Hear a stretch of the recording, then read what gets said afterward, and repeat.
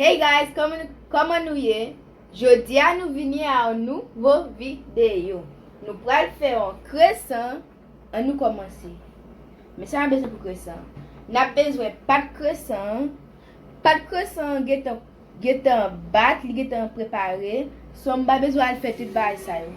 Mwen mette cheese, nap bezwen hot dog. Sa se ben. Mwen bezwen pou m grese plato a. M te gete tout gresel pou mwen stan.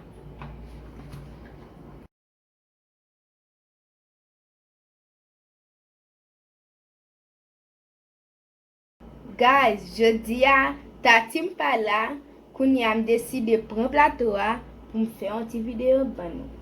Pendant ma fè tout bay sa yo, ma mande ou like, share, abone ak fami ou ak zanmi ou. Paske sa nou men, nou pa fè tout bay sa yo.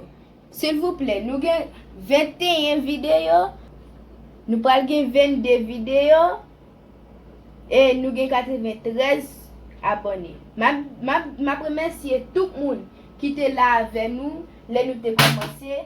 Même si nou pa gen video, sou chanel la, nou te toujou supporte nou. Le nou gen 1000 abone, nap fè un gros fèt, maybe nap fè premier live nou pa jam konen sa nap fè, on surprise. Si nou bezon kon surprise sa, pa bliye abone avèk chanel la, share, like, et toujou supporte nou, et nan wè surprise la. Rete branche pou septembre 26. Guys, e pa tatim ki wule yo nou, e mwen ki wule yo. Komante sa nou pense de jom fè ya.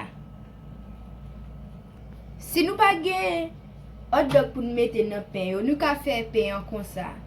Mwen pral mette yo koukounya pou 12 minutes. Let's go.